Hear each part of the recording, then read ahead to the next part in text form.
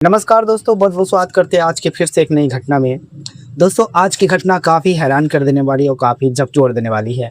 आप कल्पना भी नहीं कर सकते हैं कि एक छोटी सी लड़की जो इतनी बड़ी कदम भी उठा सकती है। आखिरकार दोस्तों, उस लड़की को इस रास्ते पे चलने के लिए किसने मजबूर किया? दरअसल दोस्तों, आज की जो घटना है, यह घटना एक उत्तर प्रदेश का दोस्तों एक ज़िला हुआ करता है कानपुर। उसी कानपुर में रामपुर नाम का गाँव हुआ करता है। उसी रामपुर में दोस्तों एक छोटा-सा परिवार हुआ करता है। उस परिवार में लगभग 3 लोग ही रहा करता था। दरअसल दोस्तों, एक था ब्रजेश, जो काम के सिलसिले में वो ईंट के भट्टे पे वो मेहनत मज़दूरी करके वो पैसे कमाया करता था। दोस्तों, ये ब्रजेश का सपना था कि आने वाले फ्यूचर में अपने बच्चों को आगे उनका भविष्य को अच्छा करेंगे, उनको एक अच्छा-सा इंसान बनाएँगे। लेकिन दोस्तों, यहाँ पर ब्रजेश ने कभी सपनों भी दोस्तों नहीं सोचा था कि उनके घर में ऐसा भी मंज़र देखने को मिल सकता है। दरअसल दोस्तों, यहाँ पे ब्रजेश था, भले ही वो मेहनत मज़दूरी किया करता था, लेकिन वो अंदर से उनका चाल-चलन नीयत कुछ ठीक नहीं रहता था। क्योंकि दोस्तों, ब्रजेश के घर में उसकी मात्र 12 से 13 वर्ष की उसकी एक पुत्री होती है, जिसका नाम दोस्तों रहता है सलोनी। सलोनी बचपन से काफ़ी ज़्यादा तेज़ तर्राक लड़की रहती है। और इस तरह से दोस्तों सलोनी जो होती है, लगभग 7वीं 8वीं की पढ़ने वाली वो छात्रा होती है। सलोनी की जो माँ होती है मंजू देवी, जो दाई का काम करके अपना जीवन यापन व्यतीत कर रही थी। क्योंकि दोस्तों, उनके सलोनी की जो माँ होती है मंजू देवी, उनके पति ब्रजेश की कमाई से उनका घर अच्छा खासा नहीं चल पाता था। क्योंकि दोस्तों, ब्रजेश तो थे जो भले ही वो ईंट भट्टे में ईंट पाड़ने का वो काम किया करता था, लेकिन दोस्तों यहाँ पर उन पैसे से उनका घर का गुज़ारा नहीं चलता था। क्योंकि दोस्तों, ब्रजेश भले ही ईंट पाड़ा करता था, लेकिन उन जितने भी वो पैसे कमाता था, उन पैसे को वो नशे-नशा में लुटा दिया करता था। जिससे दोस्तों यहाँ पर उसकी पत्नी होती है मंजू देवी, जो काफ़ी ज़्यादा अपने पति को लेकर परेशान हो जाते हैं। और इस तरह से दोस्तों दिन समय सब कुछ गुज़रता रहता है। और आने वाले समय में उसकी जो बेटी होती है, वो बड़ी हो जाती है, उनकी पढ़ाई की खर्चा काफ़ी ज़्यादा बढ़ जाते हैं। और इस तरह से उनके घर में खर्च भी काफ़ी ज़्यादा बढ़ जाते हैं। और इस तरह से दोस्तों दिन समय सब कुछ गुज़रता रहता है। और आने वाले समय में दोस्तों यहाँ पर मंजू देवी के जो पति होते हैं, वो काफ़ी ज़्यादा नशे-नवाब पैसे लुटा दिया करते थे, जिससे उन पैसों से दोस्तों यहाँ पर उनका घर चल पाना काफ़ी ज़्यादा मुश्किल सा हो जाता है। और इस तरह से दोस्तों आने वाले समय में दोस्तों मंजू देवी अपने पति ब्रजेश को कहते हैं कि देखो ब्रजेश, तुम मेहनत से पैसे कमाते हो और यहाँ पर तुमने जो सपने सजाए हैं कोमल के लिए, वो सपने वाकई में आगे चलकर सच करना चाहते हो, तो ये सब तुम बिल्कुल भी छोड़ दो। क्योंकि दोस्तों ब्रजेश की लत लग चुका था और वो छोड़ने पर भी तैयार नहीं थे। और इस तरह से दोस्तों आने वाले समय में दोस्तों यहाँ पर ब्रजेश ऐसा काम करते हैं जिससे दोस्तों ब्रजेश सलाखों के पीछे चले जाते हैं। सलाखों के पीछे जाने के बाद दोस्तों यहाँ पर उनकी घर की और भी ज़्यादा स्थिति दयनीय हो जाती है। आखिरकार दोस्तों ब्रजेश ने ऐसा क्या किया जिससे वो सलाखों के पीछे चले जाते हैं। और साथ में दोस्तों यहाँ पर ब्रजेश का ऐसा काम ब्रजेश करते हैं जिससे दोस्तों ब्रजेश का छूट पाना काफ़ी ज़्यादा मुश्किल सा हो गया। जिससे दोस्तों यहाँ पर ब्रजेश के घर में एक दुःख का पहाड़ टूट जाते हैं। मंजू देवी लाख कोशिश करती है, लेकिन ब्रजेश को छुड़ाने के लिए डिपार्टमेंट तैयार नहीं होते हैं। और इस तरह से मंजू देवी के साथ भी ऐसा बड़ा घटना घट जाता है, जिससे दोस्तों कोमल भी काफ़ी ज़्यादा परेशान हो जाती है। कोमल काफ़ी ज़्यादा मजबूर हो जाती है। कोमल आने वाले समय में वो कानून के हाथ में लेकर ऐसा घटना करती है, जिसे दोस्तों आप सुनेंगे तो आपको पैरों तले ज़मीन खिसक जाएंगे। तो चलिए आज कहानी के माध्यम से जानते हैं कि आखिरकार क्या है पूरी कहानी, आखिरकार इसके पीछे की क्या सच्चाइयाँ है और आखिरकार कोमल ने ऐसा क्या बड़ी कदम उठाया।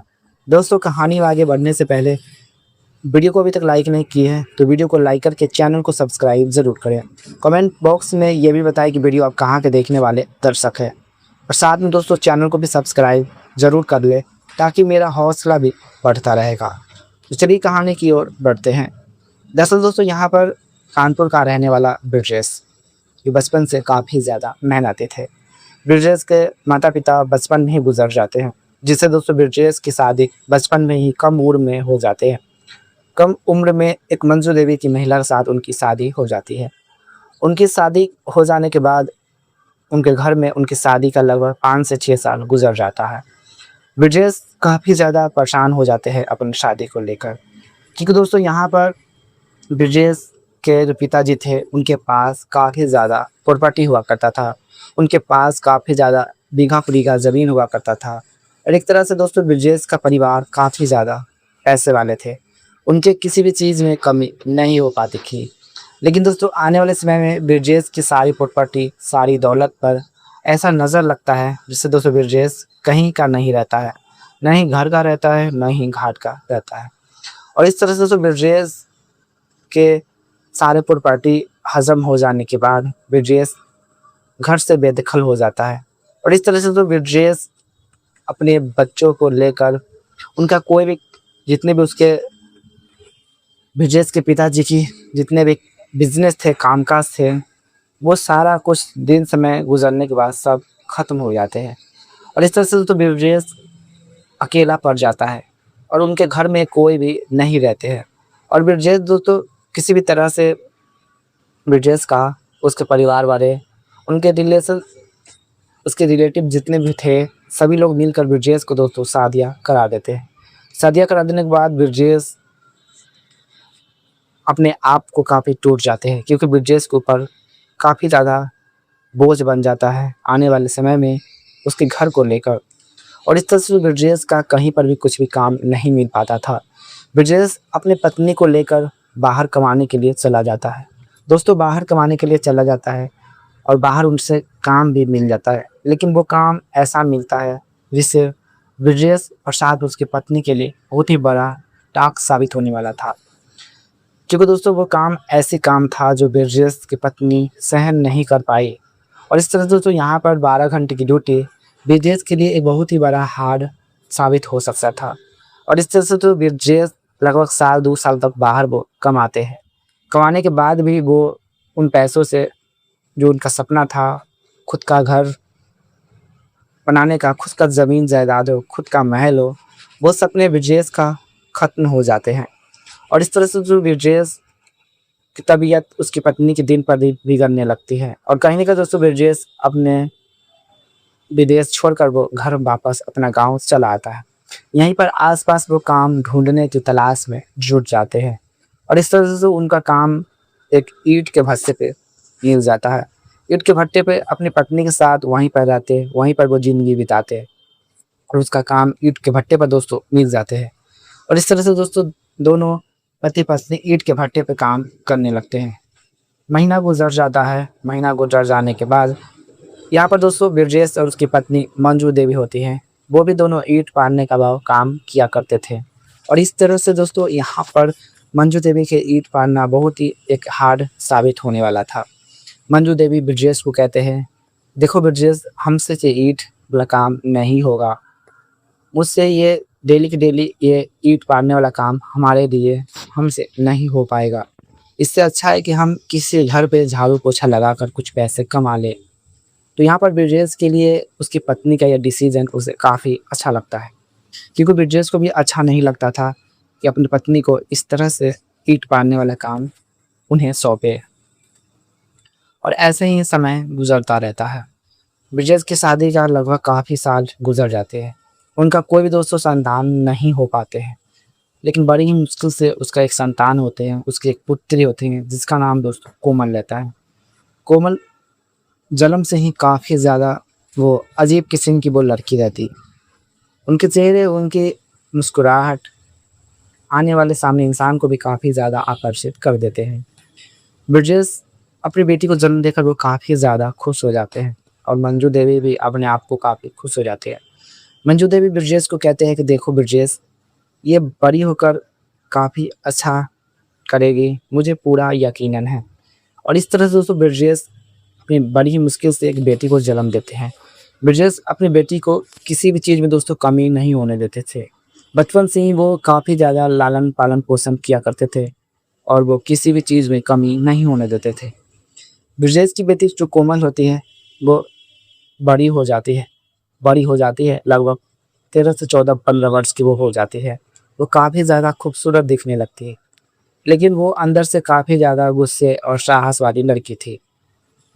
कोमल दोस्तों एक 8वीं में पढ़ने वाली छात्रा होती है और इस तरह से दोस्तों यहाँ पर कोमल पिताजी ब्रजेश होते हैं, वो अपनी बेटी को काफ़ी ज़्यादा पढ़ाई को लेकर वो अपनी मेहनत और भी ज़्यादा डबल कर देते हैं। ब्रजेश के पास इतने ज़्यादा पैसे नहीं रहते हैं कि वो अपनी बेटी को एक अच्छे शिक्षा, एक अच्छे स्कूल में दे सके। इसलिए वो निजी स्कूल में ही अपनी बेटी का शिक्षा पूरा कराते हैं। और आने वाले समय दोस्तों यहाँ पर जो कोमल होती है, वो आने वाले अपर अपर क्लास में पहुँचने ही वाली रहती है। जिससे दोस्तों यहाँ पर ब्रजेश के खर्च और भी ज़्यादा बढ़ जाते हैं। ब्रजेश का चिंता और भी ज़्यादा सताने लगते हैं, क्योंकि दोस्तों ब्रजेश जहाँ ईंट भट्टे पे काम किया करते थे, मौसम मानसून का सीज़न आ जाता है, जिससे उनके कहीं न कहीं काम पे ठप होने लगता है। ब्रजेश को जो मालिक रहते हैं, ब्रजेश को कहते हैं कि देखो ब्रजेश, मानसून का समय आ गया है और हम नहीं चाहते कि मेरा बिज़नेस में कोई नुकसान हो, जिससे यहाँ पर दोस्तों मेरा बिज़नेस दिन पर दिन ठप हो रहा है। कहीं न कहीं ईंट का व्यापार काफ़ी ज़्यादा अब कम हो रहे हैं, इसलिए हम चाहते हैं कि तुम अब काम पर बिल्कुल भी कल से नहीं आओ। और इस तरह से दोस्तों ब्रजेश का वो मालिक ईंट भट्टे वाले ब्रजेश को दोस्तों काम से निकाल देते हैं। काम से निकाल देते, कुछ महीने तक ब्रजेश की जो पत्नी होती है, दाई का काम करके जो भी पैसे कमाती थी, उनका घर बड़ी मुश्किल से चल पाता था। लेकिन आने वाले समय में जो ब्रजेश को कोई भी काम नहीं मिल पा रहा था, चिंता से वो काफ़ी ज़्यादा चिंता होने लगते हैं। वो नशे नवाब भी अपनी पत्नी के पैसों से वो करने लगते हैं और इस तरह से दोस्तों उनका लत और भी ज़्यादा बिगड़ जाते हैं। और इस तरह से दोस्तों ब्रजेश नशे ही नशे में वो ऐसा घटना को अंजाम दे देते हैं, जिससे दोस्तों यहाँ पर उसकी पत्नी कोमल होती है, वो सपनों भी नहीं सोची थी।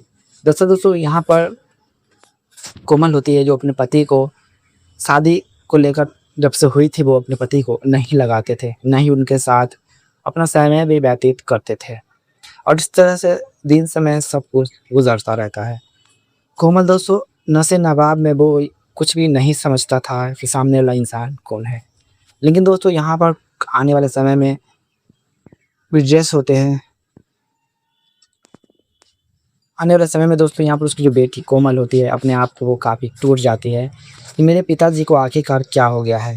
और कहीं पे दोस्तों कोमल जो होती है, वो अपने आप को इस पिता की लेकर काफ़ी ज़्यादा परेशान रहती है, क्योंकि कोमल का जो आगे सपना था, वो इस तरह से कहीं न कहीं अधूरा साबित होने वाला था। क्योंकि दोस्तों कोमल के पिताजी पैसे नहीं कमाते थे, जिससे यहाँ पर कोमल की दोस्तों शिक्षा बंद हो जाती है। कोमल अपनी पढ़ाई को नहीं कर पाती है। कोमल अपने घर चलाने के लिए दोस्तों कोमल सब्ज़ी बेचने का काम शुरू कर देती है। अपनी माता-पिता के साथ मंडी में जाकर दोस्तों सब्ज़ी लाकर वो गाँव-गाँव में घूमकर और बाज़ार में, हाट में वो सब्ज़ी लगाकर ठेले पर अपना व्यापार को शुरू कर देती है। और इस तरह से दोस्तों कोमल कुछ पैसे कमा लेती है। कमाने के बाद वो आगे की पढ़ाई को जारी रखती है। लेकिन दोस्तों उसके पिता के पास एक भी पैसे नहीं रहते, वो कमाने भी वो नहीं जाया करते थे। और इस तरह से तो दोस्तों जितने भी पैसे वो कोमल उसकी जो माँ कमाती थी, वो सारे पैसे लेकर वो ब्रजेश नशे नवाब में लुटा दिया करता था। उनकी चाल सिर्फ ब्रजेश की इतनी हद तक बढ़ जाती है कि वो एक बहुत ही विचलित घटना का अंजाम दे देते हैं। वो अब समाज में रहने वाले लोगों के ऊपर अत्याचार करने लगते हैं। मतलब वो जितने भी महिलाएं, जितने भी लोग रहते हैं, उन्हें वो गलत नज़रिए से नशे के नवाब में वो करने लगते हैं। दोस्तों ब्रजेश एक ऐसे घटना का अंजाम देते हैं, जिससे दोस्तों यहाँ पर ब्रजेश एक अनजान किस्म की दूसरे इंसान के साथ, यानी कि हम कह सकते हैं कि ब्रजेश दोस्तों एक ऐसे अपने आप को घटना का अंजाम देते हैं, जो कह पाना काफ़ी ज़्यादा मुश्किल है। एक तरह से समझ सके ब्रजेश की कर्म उसकी नौजवान बेटी है। इस तरह से दूसरों के घर में भी बेटियां होती है, उन पर दोस्तों ब्रजेश ज़बरदस्ती उनके साथ ऐसा काम करने की कोशिश करते हैं, जिससे दोस्तों ब्रजेश उस घटना का अंजाम देते हैं, जिससे ब्रजेश रंगे हाथों कानून की नज़र में आ जाते हैं। ब्रजेश कानून की नज़र में आ जाते हैं। आ जाने के बाद दोस्तों ब्रजेश काफ़ी ज़्यादा टूट जाते हैं। वो मन ही मन सोचने लगते हैं कि आखिरकार हमने ऐसा क्या कर दिया। क्योंकि दोस्तों ब्रजेश एक तो नशे नशा में था, दूसरी ओर वो ऐसा घटना का अंजाम देते हैं।